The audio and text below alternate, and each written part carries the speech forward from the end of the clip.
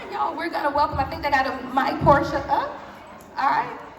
But I'm so glad that everyone is here, y'all. All right, welcome to the stage. Hello, how are you? We gotta get you a mic. No, I think they're gonna come. She's right here for you. Oh, no, we're gonna do better than that now. We are ATL in the house. What are y'all doing? All right, y'all gotta give it up.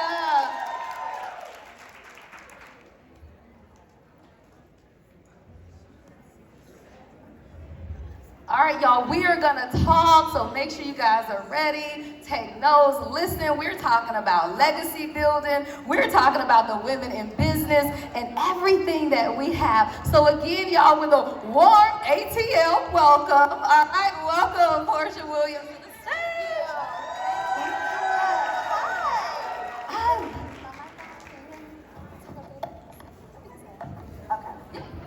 Awesome, I love it. All right, so we're just gonna do some questions with Porsha, y'all. I want you guys to listen up. Make sure you learn law. You always want to have people around you who can support where you desire to be. All right, look, my mom taught me, what is it? Counsel up, scale up. All right, so this is a beautiful opportunity. So we have some questions. We're gonna do this Q&A, y'all, and we're gonna get started. All right. So the first question that I have for Porsha is, what advice, all right, would you give to women who feel stuck between who they are, where they want to be? First, I want to say, Now you don't sound like you're on. I don't think it's on. H.E.R. Yeah. Yep, we got to adjust her mic. Sweetie, I got you. I'll make sure. Oh, it's they need to put it closer. All right, try now. I can hear it, but I'm going to closer. Make sure.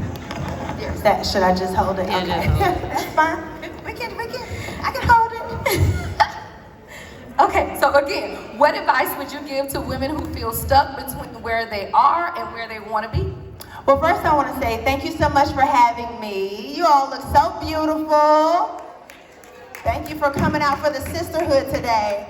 The first thing I would say to any woman who feels stuck or she feels either complacent is to understand that in those moments, it may be your time just to be still. Love it. It may be your time just to be still.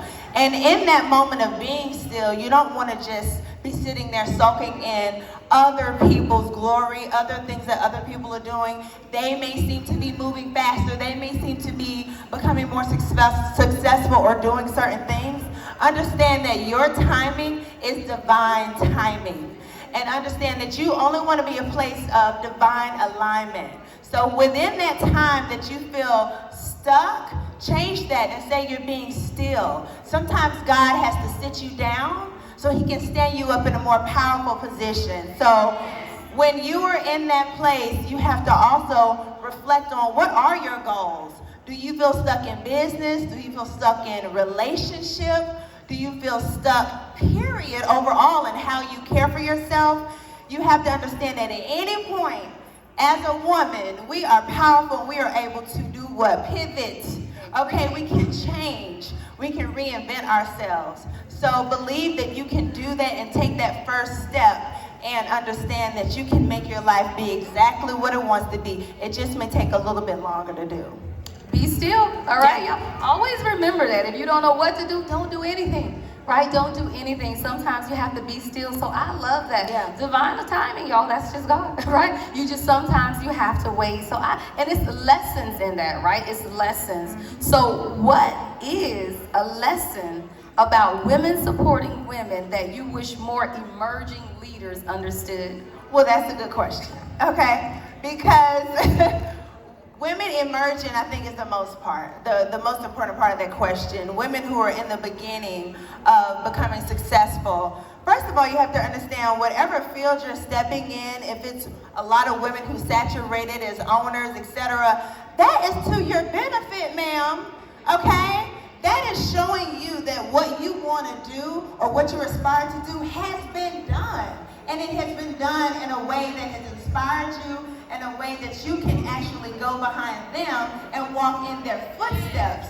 So when it comes to a woman who is getting in the hair industry or makeup industry or apparel, understand understand that you may want to have a mentor, you may want to have a coach, you may want to have another woman who has done it before who may reach back and help you. So don't look at the woman next to you in the industry you're stepping into as your competition.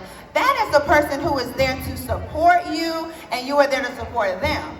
Now, on the other side, will you meet women who don't want to help you? Who you say, hey, I want to ask you a couple questions, and they say no? Maybe so. Maybe so. But there are plenty of women like myself, plenty of women who know that hard work doesn't have to be done alone, who will open themselves up to you. So learn how to network, learn how to put a beautiful smile on your face despite of what you're going through. Learn how to be transparent when you're talking to other business owners so that they can also talk to you about what they're going through or what they have learned from. Just understand that supporting each other, you can do a lot more than doing it by yourself. Absolutely. And you know, like you said, you won't always get a yes, but you also won't always get a no, right? That's right. You won't know until you go, and if there isn't one person that wants to work with you, be sure that there is someone that aligns with you. It's about alignment, right? Right. So when you understand who you are, if the person doesn't want to work with you, the one who is aligned will always be there. Now we're gonna talk about risk, y'all. There is no business without risk, right? I told y'all, my granddaddy said, you study long, you study wrong, right? Okay. So what You was said study long, study wrong. study long, study wrong. Now, my family played cards, y'all. So if you're looking at them cards too long, you need to bid your hand. Okay? I say that to say, what was the biggest business risk you took, and what did it teach you? Oh my God. Okay, so I'm just gonna get a little personal. After my first divorce, I needed to start a business. You know, when you're going through any type of long-term relationship breakup or divorce, you lose a part of yourself, mentally, spiritually, physically, and financially. Financially, I needed to rebuild what my future was going to look like, what my financial portfolio was going to be for my life. And I was on a reality show. I'm on Real Housewives of Atlanta. And at that time, thank you, hello. Make sure y'all watch. We airing on the 5th, April 5th. Okay? But I had just come out of the divorce, and at that time I was like, okay, I have all this fame, you know, people were on my Instagram and all this, and I was like, what does this even matter if I can't monetize it? I have to say that prior to the divorce, I was complacent. I was just like, oh, well, this is nice. But then when you get in a position where it's like, okay, no, I need to secure my future, you start to realize, I want to monetize this. But I'm the type of person, any business that I do, and I implore any woman who's going into business, do something that is close to your heart. Do something that has affected you, that you're going to give other women that can affect them. So that way when somebody purchases from you or gets some knowledge from you, they can feel it. It's emotional. So for me, I decided to start Go Naked Hair. And Go Naked Hair was, thank you, whoop whoop. So silky, so smooth. Tenderism, okay?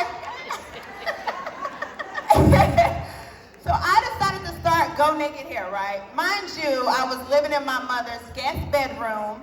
I only had my check from last year's housewife show that was dwindling down. And we were looking for a great vendor because, again, it's something that I was doing from my heart. And when I say from my heart, when as a woman, we identify with our hair. So if I wore curly hair, it meant I was fun and flirty. If I had a bob, that meant I was coming in to handle business. You know, if I had straight hair, I'm feeling sexy. I'm feeling like a vixen. I'm handling things. I'm strong. So I identified with hair, and I knew it was helping me so I could help someone else. I decided to take my $50,000 and I bought hair from overseas. And I thought it was a really great vendor and everything. Ended up getting the hair and it was plastic. My sister started pressing the hair, it was melting, everything. $50,000 I really didn't have, okay? It was really supposed to be somebody else's, the bills money. And I used that money betting on myself, and I failed in that moment. And I could have actually just hung it up. But I said, no. I really believe that what I want to do isn't just for me, it's also for other women. And sometimes when you do something that feels aligned with you, there is money behind it, but you just have to continue to work that thing.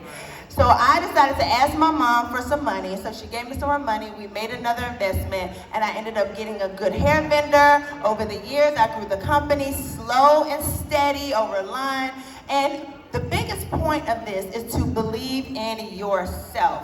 Start to act like that entrepreneur that you want to be. I didn't just dip my toe in, lose 50,000 and say, oh, I guess I'm not in the hair industry. I guess I just missed out. Oh, no. I said, no. I'm going to have a successful hair company, but a hair company with integrity. And I continue to do research. I continue to speak with other people. There was another woman named Sandra who actually was in the hair business, again, networking, who helped walk me through everything that I need as far as vendors, everything I need as far as how to purchase things overseas. And so that is how I was able to take something really bad in business and turn it around. Awesome. Thank you. Yeah. I believed in who I was, and when I needed help, I asked for it. And when she needed help, she asked for it, ladies. So don't forget, if you need help, ask for it. And what I love was integrity. Now, she could have sold a little plastic hair, y'all, but what would that do? Right. Like, what would that do, right? So to understand that this is where I began. Maybe it didn't work out, but to not give up. Bet on yourself, right? If you don't, I tell anybody, I won't bet on anybody, but I'll bet on me, right? That's a sure bet. Exactly. All right, so I love that. All right, the next question. What's one business principle you think every woman entrepreneur should internalize early on? Okay. One business principle that you should internalize early. I would say number one, know what you're offering to the world. Know exactly how you want to present yourself. Know who you are. If I know that I am confident that this is what I'm going to do, I'm 100% committed. I have full intention on working on those nights that I don't want to work. I have full intention on investing money I may have borrowed or may not have. I know that I'm going to put my blood, sweat, and tears in it. Then number one, I know that I have the right mindset to do the job that I want to do, right? Then you get your right product. You get the quality, back to integrity. You want to offer nothing but the best. I don't care if the market is saturated. Make sure you have nothing but the best to offer your clientele. Find your target audience. And most of all, after you have done all of that due diligence, to know that when you walk into the marketplace, you'll come with value. Value yourself. Know that you are worthy. Know that the work you have put in is a part of the worth that you're offering the marketplace. If you don't place worth on yourself, when you step out in any place that you step, you will not be looked at as worthy. You'll be looked at as worth less or less than. If you want to come on the marketplace and you want to say, hey, I want to ask for top dollar, you need to know you deserve that top dollar. If you're coming in and you're just presenting yourself, you need to know, oh, I'm worth every penny and add tax. Okay? Add tax. Add some tax to it, okay? And then if they walk away and they don't want it, just know they're not going to find it nowhere else because you've already put in the work. You've already put in everything you need to do. You've done your research. You got the best thing on the market. They will circle back to you. But you stand strong in knowing who you are, and what you're offering to that marketplace. Second of all, I will say, as a business owner, just know that no one's coming to save you. Okay. Nobody's coming to save you. Nobody's coming to just drop money in your pocket. Nobody's coming to just drop some knowledge on you. They're not. You need to understand that if you are walking into this as an entrepreneur, it's a very isolating thing sometimes. It's very individual. It could be lonely. It's a lot of hard work. Know that coming into it. There's a lot of days where other people aren't going to believe in what you have. You have to believe in what you have. So once you set your mind all the way around that thing, trust me, you have no choice but to be successful. You pray over your business, you pray over yourself, and you walk with confidence, and you make it happen. Yes. Yeah. And many people have said that today, y'all. It's alignment and believing in yourself. Like, you are your only limitation. So you can go as far as your mind says that you can. So you really have to align, understand who you are, and not be afraid to pivot, right? Not be afraid to say, okay, I may have to reinvent myself several times over, right? But this isn't the last version, right? You will continue to do that and continue to do that because you're always evolving and growing. Let's talk legacy. All right, what kind of legacy do you want to leave for your daughter and for young women watching your journey? Oh my goodness, okay. The type of legacy I would like to leave Pilar Janae McKinley, I think she's here. I think she's here on the way. The legacy that I would like to leave my daughter and other young women or other women of my age and older who have watched me on television, I would love them to understand that I was a woman who was surviving and who survived. A woman who had integrity, a woman who wasn't afraid to grow and flow, a woman who understood that if I'm in a place that I don't feel like I'm wanted or needed or does not serve me, I can change that at any point in time.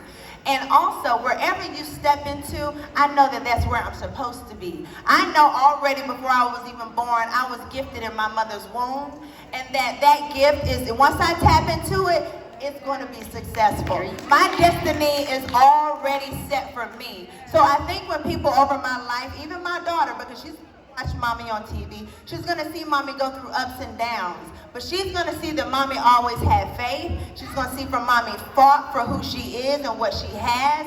And at the end of the day, as long as you move love, your heart, and you're a good person, and you do good by other people, you will live a good life. You can leave a good legacy. So that's most important for me. And specifically when it comes to Pilar, I really just want her to have joy. Just joy. I really would love her to do the things that fulfill her and make her happy. Money's gonna come, but as long as she is happy and she feels joy in this world of so many things that are uncertain, so many people that have bad intentions, if she finds that and can harbor that in her heart, I think I would be very happy. Legacy building, y'all. That is what we're doing, and that's what's most important, right? That's why we are here. It's not just to impact today, right? But it's to impact generations, and it's the ones that we're building. I tell people you can't go back and change the people before you, but you can impact the children you birth, right? The ones that you mentor, even if you're not a natural mother, right? You mentor and you pour into many people, and that's a part of your legacy building, right? So many women, you may not have children, but it doesn't mean that you don't have a legacy, right? Everything that you do today and every way you live your life is building your legacy. That's what it's about. So if you had to go back and talk to little Porsha, what would you tell her now, knowing everything that you've experienced? I would tell her to keep going. I would tell her to understand that she is going to be okay. And that today does not necessarily dictate tomorrow, because I feel like, you know, when I was younger, a lot of reason why I dealt with depression is because I couldn't see past the next day. Like, I honestly knew when I was a lot younger that I could be in this position and talk to other women and inspire or be on TV and have business. I knew, but I couldn't truly visualize it. And when you don't know that you can come out of it, you can be a totally different person, and you can use all those bad things that you've gone through as your strength, as a place to say, you know what, God did it for me then, He gonna do it for me again. So I would definitely tell her that she is loved, and most of all, she's worthy. That's what I would tell her. I love it. And that's what we all need, that encouragement, y'all. We are loved and we are worthy. And many times, if you didn't have anyone else to tell you, look, we just told you that today, all right? I want, look, pull your phones out. I need everybody to look at themselves and remind yourself, right? Number one, that you are worthy. That's one of the things that we did at the beginning. So at the beginning of the symposium, I had everyone to take a picture. What did I tell you by the end? You're going to look completely different, right? You have been filled from the inside out. Right, and that's how it works. It starts within. So whether it's the joy that Porsha talked about, or the self-worth, or the value, right? All of these things that we have had to deal with as women.